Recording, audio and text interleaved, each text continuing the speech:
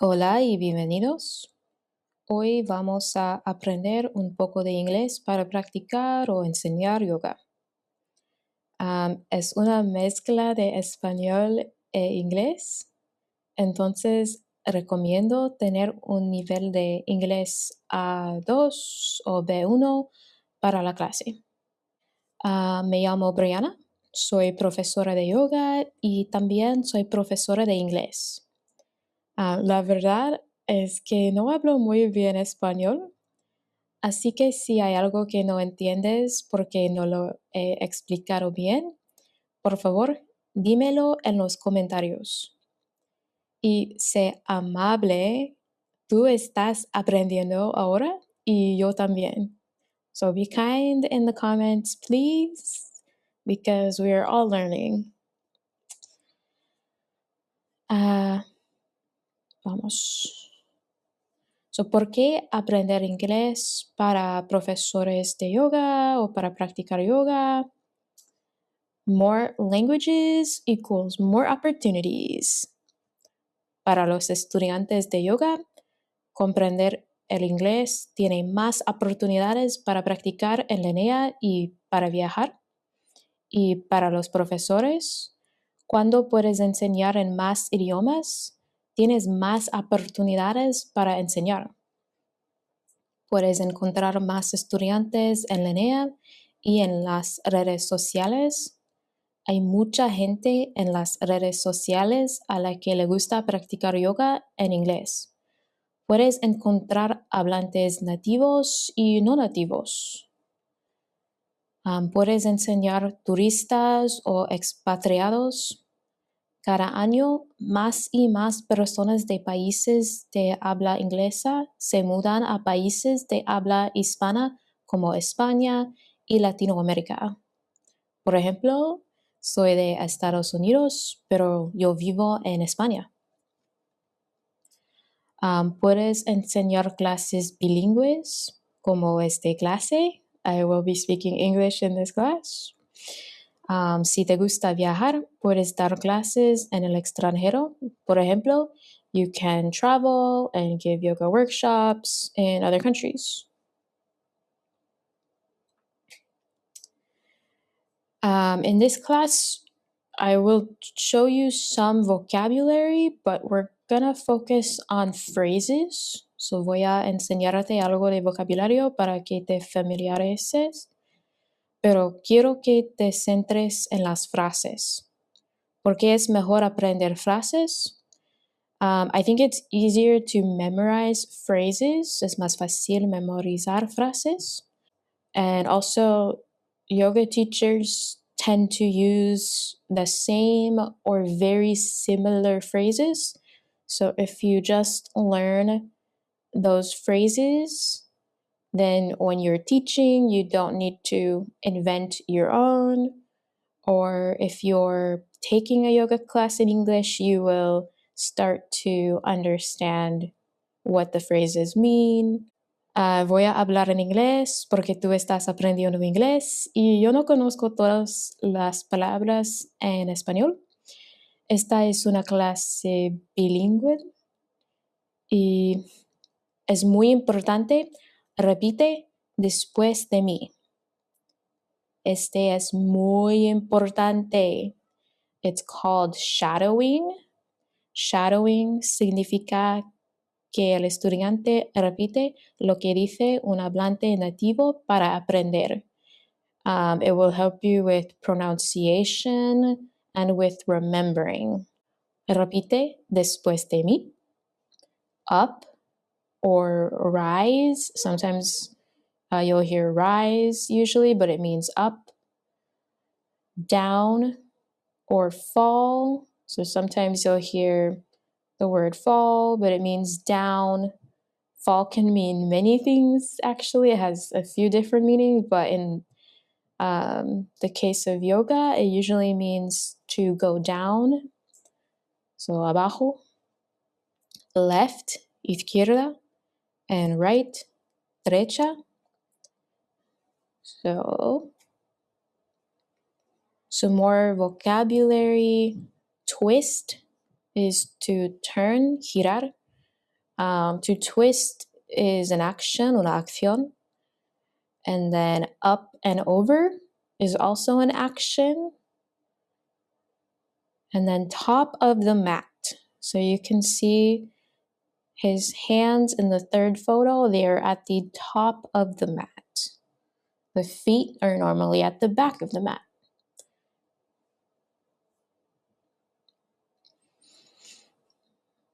So ceiling and sky son sinónimos cuando habla de yoga.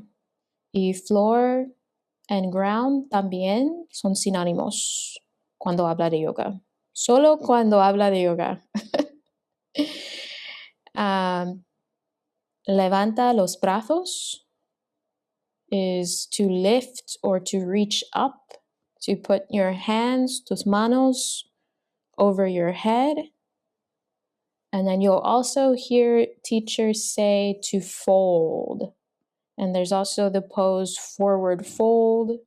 There's wide fold, but you'll often hear the word fold. So it means to take something and to put it in half, basically, like your body. Remember, you don't need to remember all of these words. I'm just showing you some vocabulary so that when we go over the phrases, they'll be more familiar to you. So body parts, we have forehead. And in the second photo, we have a shoulder. For plurals, you just add an S, muy similar de español, shoulders. In the third photo, we have a chest or a heart. Usually in yoga, we call the chest, el pecho, a heart, a corazón. And then in the fourth photo, we have knees, rodillas, or same as in Spanish, knees with an S, or rodillas with an S for plural. And then in the bottom, we have feet. Feet is plural, or foot for just one, pies. And then we have toes, dedo del pie, dedos del pie, one toe, two toes. And then we have an ankle or ankles, tobillo, tobillos. And a hand or two hands, mano, manos. And we also have fingers or one finger, no es dedo de la mano or dedos de la mano. And we're almost done with vocabulary. So we have the spine, which is the vertebrae, the bones, but we also have a back, la espalda. We have a neck, ear. Sometimes they'll say bring your ear down towards your shoulder. Hips, caderas. Align your hips towards the top of your mat. We have a thigh, quad, quadriceps. Quadriceps, sí, es muy similar. We have an arm, brazo, and then we have a leg, pierna. And on the leg, the back of the leg, we have hamstring. So it's the muscle that goes all the way from the glutes, all the way down the back of the leg. I'm going to say this wrong or pronounce it wrong. Isquiotibiales. Isquiotibiales. See? And then we also, the back of the leg, the bottom part is a calf or calves, plural. La pantorrilla. And repasemos muy rápidamente, pero recuerdas que lo más importante son las frases que vamos a ver. So remember, you don't need to remember all of these words. I just want you to be kind of familiar with them. So head, neck, shoulders, hands, elbow, hip, hips, thigh or quads. You also have the inner thigh, knee, rodillos, ankle, foot, pies. I think we all, or maybe you've learned when you were a kid, the song head, shoulders, knees and toes, knees and toes. So maybe that will help if you forgot. And también we have the forehead, chin, heart or chest, your arm, brazo, spine, espalda, your forearm, wrist, belly or abdomen or torso, stomach, pelvis. We usually mention the pelvis in cobra. So pelvis, butt or glutes. Sometimes you'll hear instructors say to activate your glutes. But let's review the common phrases. Tengo 5 páginas con algunas de las frases más comunes. En realidad hay muchos, pero comencemos con estos y luego podremos ver más. Si hay muchas personas les gusta este video, tal vez en una próxima clase, una próxima video. So interlace your hands. It's a very common phrase in classes, to interlace your hands, to bring your fingers together. Prayer hands. I think that's really easy to remember. You put your hands like you're praying. Reach your hand or hands up towards the sky. In this example, it's just one hand. So reach your hand up towards the sky, and you'll hear that a lot in mountain pose, in pyramid pose as shown. This is triangle pose, my bad. But you might hear it in pyramid, a revolved pyramid. So triangle, what else? In warrior one, in high lunge. You might also hear it in low lunge. Reach your hands up towards the sky. Remember to repeat after me. Interlace your hands, prayer hands, and reach up towards the sky. Tuck your toes. So you'll tuck your toes often in low lunge. And then we have bring the soles of your feet together. The soles of your feet, it's the bottom of your foot. And so usually you'll do that in butterfly, bound angle, reclined bound angle. To come onto the balls of your feet or the ball of your foot. So you will do that maybe in high lunge, sometimes in chair pose.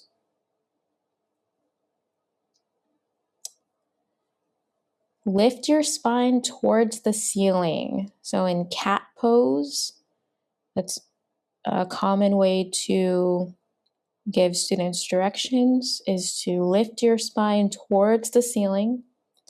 And then for cow pose, to lift, ignore the typo, your chin and your tailbone. So lift your chin and your tailbone. And then in a seated twist or any kind of twist, they'll usually tell you where to twist. So in this case, twist towards your leg, or you can say turn towards your leg. But any kind of a turn of the spine is usually described as a twist. Another common phrase is to sit up tall or sit up nice and tall. You'll hear that in easy seat as shown. You might also hear sit up tall or sit up nice and tall right before you take a twist, like in that last one on this page. And then reach your hands forward towards the top of the mat. So that's extending your arms long and you're placing them at the top of your yoga mat. Reach your hand up and back. So you'll often hear this for peaceful warrior. You might hear reach your arm up and over.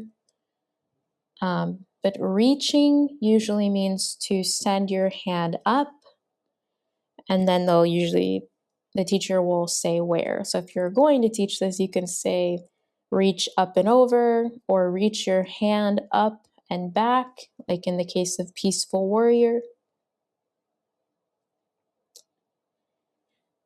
And more common phrases.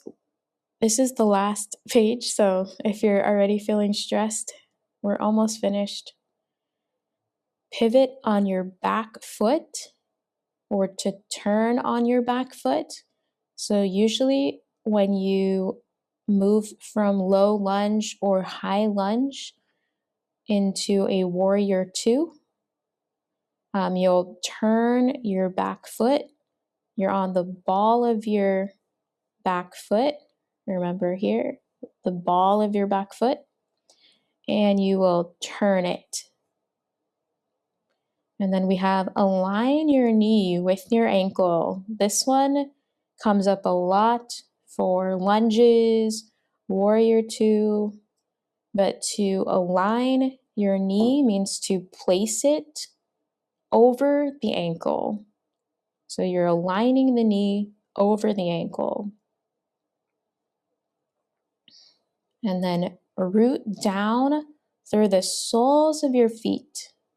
That means to press your feet down into the floor, to really have the entire bottom of your foot on the mat. And your feet are then reaching down towards the ground. If you think of the word rooted, plants have roots. So your feet are firm and connected with the ground. So root down through the soles of your feet. And then I have an example. So in this example, it's low lunge to warrior two. So we went over a lot of phrases, but this is an example of the phrases specifically for low lunge in the first picture and warrior two in the second picture. How to get from one to the other. Tuck your back toes. Mete los dedos del pie trasero. Pivot on your back foot as you rise up. Gira sobre tu pie trasero. Bring your arms out to a T. Extiende tus brazos hasta forma una T. Gaze over your fingertips. Mira más allá de tus dedos. So once you learn the phrases, yoga in English, teaching it and practicing will be easy. But yeah, this is just a small example of phrases and vocabulary that you can learn. It's una introducción. Si quieres aprender más, I've created a workshop, and it's about a 2-hour workshop, and you can ask questions, and we're gonna cover everything from the perspective of yoga poses, like in the last slide. And so especially if you're a teacher, I think it will be very useful for you to really get a chance to connect the dots between the vocabulary, the phrases, and the yoga poses. And we're also going to cover like vocabulary and phrases for the breath. Respiración. I think that's right. Anyway, gracias por su atención. I'll see you next time.